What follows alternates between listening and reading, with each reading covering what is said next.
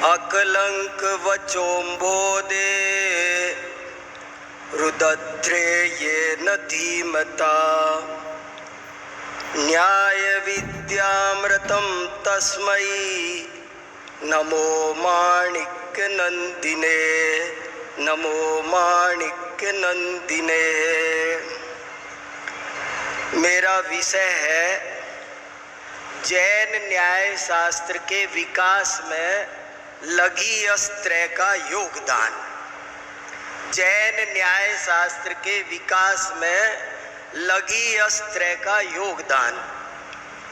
मैंने इन दिनों लघी अस्त्रय को मूल के साथ साथ उसकी जो उपलब्ध चारों विवृत्तियां व्याख्याएं उपलब्ध हैं हिंदी तक, उन सब को देखने का प्रयास किया और मैंने जो कुछ पाया उसे बहुत संक्षेप में आपके बीच प्रस्तुत कर रहा हूँ। पर उसका सारांश ये है कि जैन न्याय के विकास में लघी अस्त्रय का अभूतपूर्व योगदान है। कैसे है वो मैंने जो अभी श्लोक पढ़ा है वो श्लोक प्रमेय रत्नमाला के मंगलाचरण का दूसरा श्लोक है। अनंत वीर्य लघु अनंत वीर्य आचार्य ने लिखा है कि अकलंक वचोम्बोदे रुदध्रेयेन धीमता न्याय विद्यामृतं तस्मै नमो माणिक्य नंदिने। मैं जो कुछ कहना चाहता हूँ इस एक श्लोक में बहुत कुछ आ रहा है। बात यह है कि वर्तमान में हमारे पास जो कुछ न्याय उपलब्ध है और जो कुछ न्याय की परंपरा प्रचलित है उस सब का श्रेय परीक्षा मुख को जाता है। माणिक्य नंदी आचार्य ने इतना बड़ा काम किया है कि उसी के आधार पर आज तक हम सब जी रहे हैं और न्याय शास्त्र पढ़ रहे हैं। उसी के आधार पर प्रमेय रत्नमाला प्रमेय कमल मार्तंड तो लिखी ही गई, उधर जो प्रमाण मीमांसा लिखी गई है वो प्रमाण मीमांसा भी परीक्षा मुख के आधार पर लिखी गई है। सारे काम वर्तमान में परीक्षा मुख के आधा परीक्षा मुख ही आज हमारी गंगोत्री है न्याय की। लेकिन जब मैं लघी अस्त्रय को पढ़कर देखता हूँ तो मुझे समझ में आया कि परीक्षा मुख से पहले का परीक्षा मुख क्या था।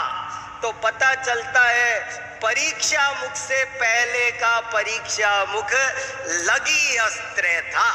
इसी के माध्यम से लोग परीक्षा मुख को न्याय शास्त्र को पढ़ते थे। और देखो कमाल की बात, परीक्षा मुख का नाम भी परीक्षा मुख है, न्याय का प्रवेश द्वार। और इसके भी जो 3 ग्रंथ हैं तीनों का नाम है प्रमाण प्रवेश, नए प्रवेश, प्रवचन प्रवेश। माने बिल्कुल वही शैली चली आ रही है जो परीक्षा मुख की थी। वो भी न्याय की प्रवेशिका लिख रहे थे माणिक्य नंदी महाराज, और वही न्याय की प्रवेशिका अकलंक महाराज ने बनाई और उसका नाम रखा प्रवेश। और देखो कमाल की बात, प्रभाचंद्राचार्य ने 2 ही ग्रंथों पर बड़ी टीका लिखी, एक परीक्षा मुख पर। प्रभाचंद्राचार्य को भी 2 ही ग्रंथ प्रभावित किए, एक परीक्षा मुख और उस पर उन्होंने विशाल काय टीका लिखी प्रमेय कमल मार्तंड। बाद में उन्होंने लघी अस्त्रय को देखा तो फिर लघी अस्त्रय पर विशाल टीका लिखी न्याय कुमुद चंद्र। माने ये 2 ग्रंथ ही जैन न्याय की धारा को आगे बढ़ाते हैं। वैसे देखा जाए तो बातें अनेक है। जैन न्याय का जो प्रवर्तन आचार्य समंतभद्र कर चुके थे, जैन न्याय की जिस मंदाकिनी का प्रवाह भगीरथ प्रयत्न आचार्य समंतभद्र कर चुके थे, वो धारा अब पिछले 4-5 सालों से 500 सालों से लगभग मंद हो गई थी। अकलंक आचार्य के जमाने तक वो धारा कुछ शुष्क हो गई थी और दूसरे लोगों ने तो उसे बहुत मलिन कर दिया था। ऐसी स्थिति में अकलंक का अवतार होता है और वे उस न्याय को धोते भी हैं और बढ़ाते भी हैं। कैसे? उनका एक दर्द भरा श्लोक न्याय विनिश्चय में आया। उन्होंने लिखा, बहुत प्यारा श्लोक है, बालानां हितकामिनां अतिमहा पापै पुरोपार्जितै माहात्म्या तमसा स्वयं कलिबलात् प्रायो गुणद्वेषिभिः न्यायोऽयं मलिनीकृतः कथमपि प्रक्षाल्यने नीयते सम्यक् ज्ञान जलै वचोभिरमलं तत्रानुकंपा परै। आचार्य अकलंक देव कहते हैं, अरे ये कलयुग का प्रभाव है, घोर अंधकार छाया है और लोगों ने न्याय को मलिन कर दिया है। बहुत दर्द होता है। जो न्याय जीवों के उद्धार में निमित्त बनना था, कसाय मिटाने के निमित्त बनना था, उसे लोगों ने कसाय बढ़ाने का कारण बना रखा है। ये वाद जल्प वितंडा, बस परमत खंडन, दूसरे को हराना और अपने को जिताना, यही उद्देश्य बना रखा है। तत्वाधिगम और सत्याधिगम तो कहीं दूर ही रहते चले गए। क्या करूं, पर क्या कर सकता हूं। मैं तो बहुत पवित्र हृदय से सम्यक ज्ञान रूपी जल के द्वारा इस न्याय को प्रक्षालित करके पवित्र हृदय से जनता को परोस रहा हूं, दे रहा हूं। क्या गजब की उनकी करुणा अकलंक आचार्य की, हृदय भर आता है पढ़ करके। पहले भी हम पढ़ते थे, अकलंक वचों बोधे रुद्रे ये न धीमता, तो समझ में नहीं आता था गुरुजी। मगर जब ये पढ़ा लगी अस्त्र, तो मैंने देखा प्रमाण संग्रह में भी उतना सिस्टेमेटिक नहीं है। लगी अस्त्र में बहुत सिस्टेमेटिक न्याय आया है। न्याय की अवधारणा का जो स्ट्रक्चर खड़ा किया माणिक्यनंदी आचार्य ने 6 परिच्छेदों में बहुत अच्छे ढंग से, पहले प्रमाण सामान्य का लक्षण, फिर दूसरा परिच्छेद प्रमाण प्रत्यक्ष का वर्णन, फिर परोक्ष प्रमाण का वर्णन, फिर प्रमाण का विषय, फिर प्रमाण का फल और फिर प्रमाणाभास और अंत में लिख देना संभवत अन्यत विचारणीयम।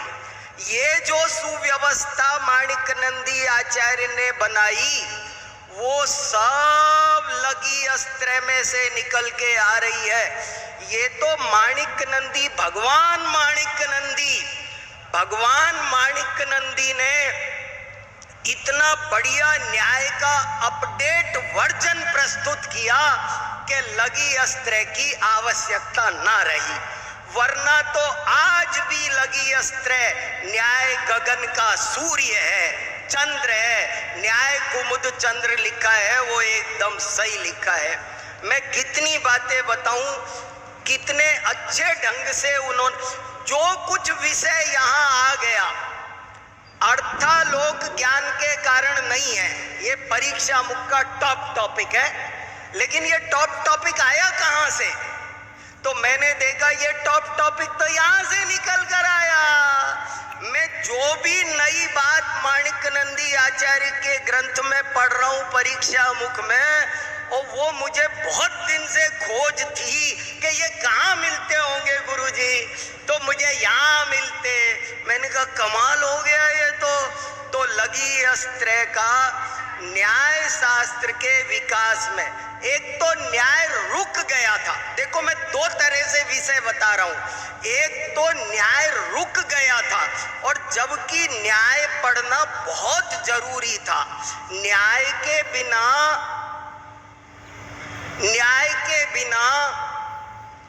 मिथ्यात्व का नाश नहीं होता।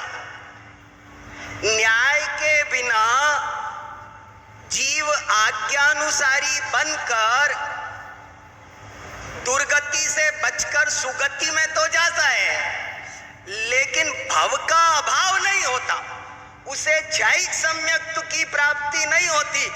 जय धवला जैसे ग्रंथ में ऐसा लिखा है, जय धवला जैसे ग्रंथ में, कि जुत्ती विरही गुरु वर्णादो, जो युक्ति नहीं लगाता, केवल गुरु वचन से बात को स्वीकार करता है।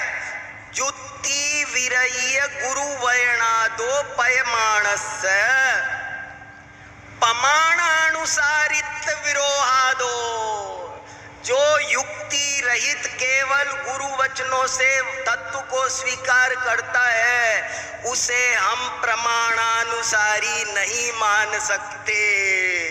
कितना साफ साफ लिखा है। तो जो न्याय इतना जबरदस्त काम कर रहा था, वो न्याय की धारा रुक गई थी। और एक महत्वपूर्ण बात कहना चाहता हूं, अकलंक आचार्य ने न्याय का बहुत काम किया, ये बात सही है, और चारों तरफ धरती के कोने कोने पर अकलंक छा गए थे, ये सच है।